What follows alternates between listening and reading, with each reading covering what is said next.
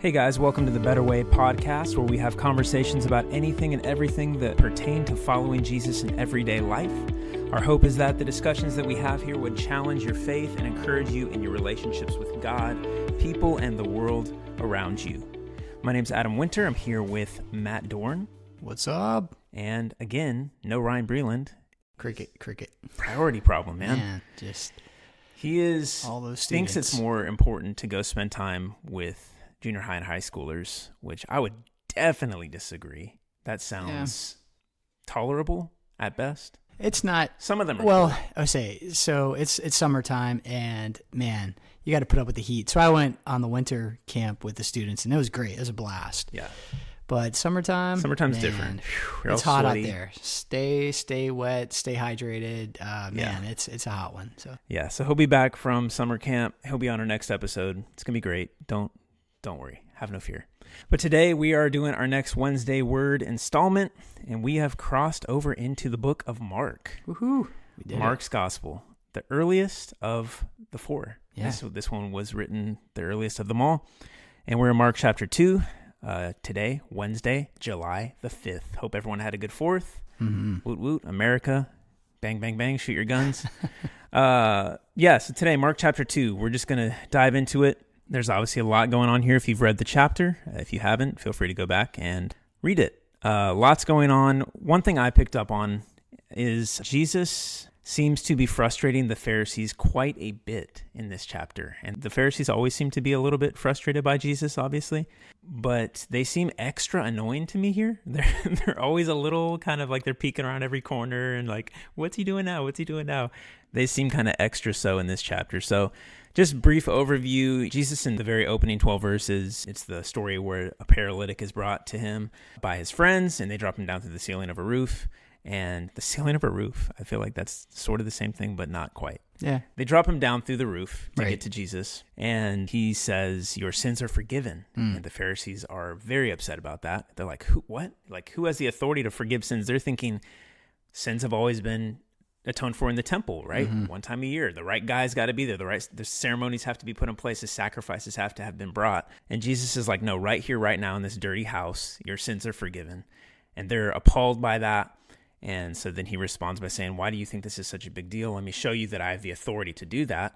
And he says, get up and walk. And he heals the guy to display that he is the Son of God, that he does have the authority to forgive sins. That's the first time they're frustrated. Then he goes on from there. He calls a guy named Levi, who's a tax collector, who Jewish people had a very low view of.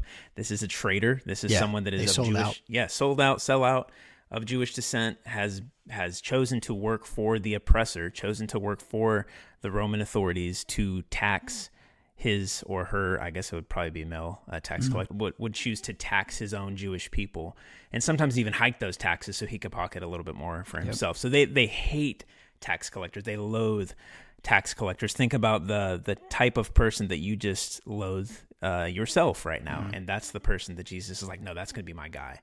Like, he's going to be part of my band. I'm gonna call him. Yeah, I'm going to call him, and he's going to be part of my inner circle here. So they freak out about that. Then he goes beyond that, and we're going to hone in on this today. They see him at a party with tax collectors and sinners. So not only does he just choose this one guy, but he's like, no, I'm literally going to go party with tax collectors and sinners. I'm going to go hang out with these people. I'm going to get to know these people. I'm going to befriend these people. And then there's several other things that happen. But so picking up that part of the story, Matt, because that was kind of like where you and I both were landing in terms of these things that are really making the Pharisees upset, and they're not understanding, like, why would the Messiah, why would the Son of God do these things that seem like they're in direct contradiction to the law and to, the Pharisees. They get a bad rap. We've read the New Testament. We see how Jesus talks about the Pharisees. We know that they're not the people we should be modeling our lives after. So it's easy to criticize them. Their motivation was to be loyal to God. Like, they wanted to call people to be loyal to Yahweh, and they saw the Hellenization of the Jewish people. The Greek and the Roman culture was impressing itself upon the Jews and changing their way of living. And so they, as the Pharisees, as the religious leaders, wanted to call people to be loyal to Yahweh. So their motivation, I believe, was pure, but obviously they've gone awry in some ways as Jesus constantly kind of rebukes them. But they ask a question to Jesus in Mark 2 here as they see him at this party with tax collectors and sinners. And in verse 6, well, let's just say verse 15 here. And as he, Jesus, reclined at table in his house, this house is presumably Levi's house, the tax collector. He was reclining with Jesus and his disciples, for there were many who followed him. And the scribes of the Pharisees, when they saw that he was eating with sinners and tax collectors, said to his disciples, why does he eat with tax collectors and sinners? So Matt, why does Jesus eat with tax collectors and sinners? Yeah, well, Jesus answered it right there in verse 17. It says, well, he responded to them, and when Jesus heard it, he said to them, those who are well have no need of a physician, but those who are sick, I came not to call the righteous, but sinners. And I think there's a lot that we miss because we just see a story of just Jesus eating with sinners. It's like, hey, come over to my party. That's kind of like how we translate in our mind. And I was looking at Constable's commentary on this verse, and it reminded me of the reality of like what eating a meal together meant back then compared to what we think of it now. And he wrote this. He said, eating a meal together meant something in Jesus' world that it does not mean in the West today. Hospitality is a sacred duty in the ancient Near East.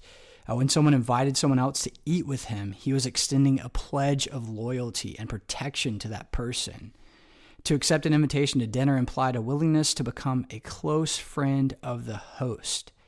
Jesus' acceptance of table fellowship with, quote, sinners or outcasts, conveyed by the action of forgiveness that he verbally gave in the previous verses. And so I just remind myself of the reality of like how different Jesus' approach is toward people in general. And it's the reality as he goes later on talking about these wineskins, the old wineskins, and putting new wine into the new wineskins. It's just Jesus is flipping everything upside down here. And in the Pharisees' mold and model that they have, like, whoa, we can't do this. Oh, no, what's going on? How do we make sense of this even? Because it doesn't fit in our mold. And Jesus is showing them who he is, that he has the authority. But it's not just, it's so interesting because we see both the power of God, but the presence of God here, because we see the power, he's, healing miracles, but you see his presence in that he's coming down to people, normal, ordinary people who are outcasts, people who we would look aside to, and he's dining with them, but he's pledging like loyalty and protection. He's saying, I want to be with you. And that's a powerful thing that we can so easily overlook in just a simple meal together that Jesus is having with the tax collector. I don't know what you think about that, but I think about because this obviously it does have a lot to say about the Pharisees, because I think this chapter is a lot about the Pharisees. We see them again hovering around every corner. We didn't even get into the latter half of the chapter. I imagine, because there's other parts of the scriptures where it talks about, like Jesus is kind of saying, hey, when you get up and pray, don't be like the Pharisees who stand up on this, big old block and pray out loud so that people will look on them and be like, oh, wow, they're so spiritual. They pray so well. Mm-hmm. And I feel like the Pharisees had this thing again where they believed that their way of living was the way that was the most loyal to Yahweh, but they weren't willing to get down at people's level. So I think about like a Pharisee, like they generally only associated with other Pharisees and people that were committed to this very rigid.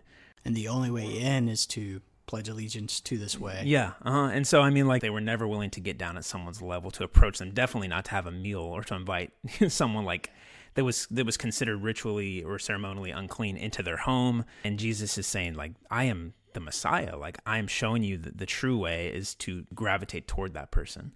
The name Pharisee itself means separated one. So they were separatists. They believed that to be holy and loyal to God was to separate oneself from the world, the stain of the world, the sins of the world. They believed that to be loyal to God was to separate yourself from. And I think that's very relevant to us. We may look at this and be like, that's so weird that they thought that, but like we have our own ways of doing this. Like we live in a world that categorizes people constantly, puts them in groupings to where we say, oh, that group over there, I'm not going to associate with that group over there. We don't use the same language, being they're in ceremonial clean, but we do have those categories and those undisclosed type, like I separate myself from this people because of it could be anything. But yeah, let's dive into that a little bit. What are some of those things that we commonly like in our day to day, like we may not have the same kind of clean, unclean type things, but what are the things that are in our day and age that we deal with where we have the tendency to be just like the Pharisees? I think there's a ton for sure. And I think if you're part of New Covenant Church, we're actually going through a series right now called Relate, where we're talking about a biblical view of relationships. And just yesterday, Pastor Dave was talking about how we tend to prioritize relationships that add value to our lives. We're very me-centered, self-centered, consumeristic. Like, I'll only relate to someone or get entangled in someone relationally if they're adding value to my life. If they're not, and certainly not if they're going to add frustration to my life, I'm definitely not going to pursue that person. But they must be able to add something to me. And so, based off your question, Matt, there's a lot. I think of the one that jumps out to me, like, that gets the most attention would be like political differences. So like, depending on how you align politically, well, then the opposite would be the person that you would want nothing to do with. And that could stem from any issue politically. Like, yeah. But if you would consider yourself, I'm a strong, Republican, conservative, whatever, then you're obviously not going to naturally want to gravitate towards someone that would identify more as a liberal or progressive or Democrat. That one gets the most attention, unfortunately, but that one's a big one because people do consume a lot of mainstream news, and so they buy into this polarization of political party differences. Someone that might be labeled quote unquote toxic, someone that might be labeled quote unquote narcissistic or codependent. Mm-hmm. I think those are big buzzwords in the culture to where, if someone's narcissistic or toxic, no, I've got to protect myself and I've got to protect my own well-being and my mental health and yada yada. And I am sensitive to those things, and I do think that boundaries are important. I will say that this isn't a conversation on boundaries. I'm like Captain Qualifier, so I always feel like I need to qualify. And so someone might disagree. That's okay if you disagree. I'm a big believer in boundaries. I do think Jesus isn't calling us to just recklessly throw ourselves into, if this is an abusive relationship, Jesus isn't like, hey, get in there and just get abused all the more. Mm-hmm. Like, I think there's wisdom but I do think what this is calling us to do is to stretch ourselves and to put ourselves around people that we wouldn't naturally put ourselves around. And if that person has been labeled or deemed as quote unquote toxic or narcissistic or codependent, we should really consider praying through that. Like we don't know why. Maybe they are toxic. Maybe they are. Or maybe it's just the assumption that people have. Maybe it's the assumption. Maybe you've been listening to too much gossip and you don't even know that person personally. Yeah. Or maybe they do have some of those issues. But I think about several years before I moved here, I had a job at a restaurant, and there was this guy who will go unnamed. I don't think he's listened to the podcast, but I did not want to have anything to do with this guy because he fit a lot of those boxes for me. He was like total narcissist, full of himself, just wanted to constantly monopolize the conversation and talk about all of his accolades and all the weight he could lift. And like, it was just like, did not want to be around this guy. I'm like, this guy's just so full of himself. Well, we ended up getting scheduled on multiple weddings together to do catering events. And so I had to spend a lot of time with this guy. I was required to, and I'm like dreading it. Well, over time, we're driving, 2 hours both ways to these events, and I got to know this guy who I had no interest in getting to know, and we literally became like best friends at this restaurant. And it's because I got to know his story, and when I got to know why he came off the way that he did, I saw a guy that had a terrible upbringing, who was never told that his life mattered in any way, shape, or form, who didn't believe in himself at all. It was all a front. It was all a facade. And as I got to know his story, as we did just share meals together and get to know each other on a deeper level, I began to see a totally different guy who became a friend of mine. Mm-hmm. And that's sad because I can't even toot any kind of horn for myself. I was forced to hang out with him, right? There was no willingness. There was no desire. I didn't initiate it. But God kind of showed me, hey, don't judge a book by its cover and don't, distance yourself from others that might be different than you. Because through that encounter, I was able to share my faith with him. He's not a believer, but I was able to tell him like why I believe what I believe, and we had some great faith conversations that you never know. It could have planted a seed, and it's such a man as you're saying that, and I was reflecting on yesterday because I believe David was saying this, just how that's embodying Christ, like that's displaying characteristic of who God is and what He's done for us. Because Jesus took on flesh, He entered into our world. He didn't wait for us to clean up our act. He stepped down into our world, put on flesh. Became like us, to relate to us, to be with us, and so He moved toward us. And the more and more I think about that, I just think about just the relationships that I've had that help break that mold of assumption that I have in my mind of someone or something or a category that someone's been put in. how when you get to know that person, you start to realize, man, they're just another person like me who has feelings. You know, they may emotionally respond differently. Their maturity level may not be the same as mine, but they are people with problems, or people who think similarly or differently than us, but they're people, and they're made in the image of God. And I think it's getting beyond the way that we want to group people, like to get beyond, okay, that person is a Republican or a Democrat or a whatever. That's a grouping that we've just done. Yeah. But to take that person and say, no, that person is a person. They're an individual. Right. And they have a story. They have a story. And that story has shaped and formed who they are. And something got them to where they are now. And where they are now is where they need to be, because God has them right there. And we have to, and again, we talk about the eternal perspective. That's kind of like the eternal perspective. Like, we have to recognize that, like, this is a person made in the image of God. They have a story. That story has formed and shaped them into who they are and to where they, and what's brought them right here, right now. And God wants to use us in each other's lives. Like, I love that what you read about sharing a meal together. Just the countercultural. It can still be just as countercultural today. Like what we're talking about here, drawing near to people that are different, tax collectors and sinners. We wouldn't maybe put those labels on it, but people that we wouldn't generally gravitate toward. There's something healing and subversive and restorative that God can do through something so simple, right? It seems so simple. Like, wait, you're telling me that if I invite someone into my house, we just start sharing a meal, that's going to do something like powerful in the world? And I would say, like, yes, like over time, absolutely, something so simple can do something so powerful, because it's in direct contradiction to what the world wants, right? It wants us to distance ourselves, to group ourselves. Stay in your own group, stay in your own lane. Yeah, I mean, do you have any other thoughts on that? Yeah, I'm just trying to think of just other practical ways. I was even thinking, as we were talking earlier, just about how putting yourself in situations that forces yourself, kind of like your job. It forced you into a place where you're around different people. I think about different things that I do, like working out in the morning times with a bunch of different guys who don't think the same way, but we have this one common goal, is to exercise, and then we fellowship together, and then we do other things. And so it's putting me around people who I normally wouldn't associate with. And I recognize that. And I also want to learn and grow from that, because, again, I have a tendency to have those assumptions, just like you had with this guy at work, of that guy is this way. And when I can and the more we do that, the more we can break the assumptions in our mind about one person, that can go on to the next person that we meet, and the next person that we meet, and the next person that we meet.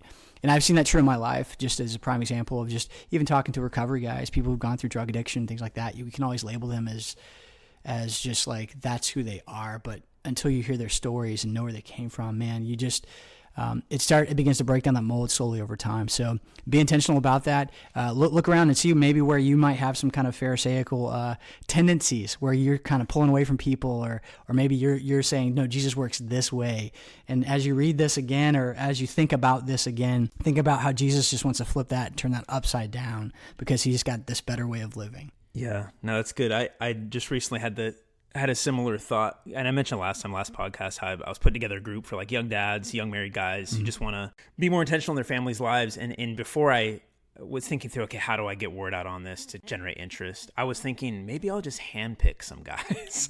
Maybe I'll just, guys that I want in this group, and I'll handpick them. And then I thought, it's almost like it wasn't like God speaking very clearly, but I felt this inclination to know, let me just put this out there to anybody, so that I can't determine who gets to be in this group and who doesn't. And I know that's going to put guys in my group that are very different than me, and sure enough, it did. Like some of the guys that came back, clearly we have some differences, but I love that. Ultimately, like, this is what God is after, is not putting us in a bunch of monolithic groups, but that we would have some differences as we get together and learn from each other. So just to go along with what you were saying, and I think ultimately, as we wrap up, the motivation for all this is the gospel, is Jesus drawing near to us who are very different than him. We were enemies. We were hostile. We didn't like him. Yeah. He had no reason to draw near to us, and yet he did. And so because of that, if we allow that reality alone, that, man, live out of Jesus, that. You had no reason to draw near to me, to pursue me, to dine with me. And you wanted to, you desired to, and it wasn't a reluctant, begrudging like thing. You desired to, and you wanted to. And so when we allow that to do something to us, that's our primary motivation for drawing near to people that are different than us as well. So Anyway, guys, it's a short one today. Hopefully this has been encouraging to you guys. Hopefully this has challenged your faith, caused you to think differently through these things. We'll see you guys on Monday for our next regular episode. And yeah, see you next time.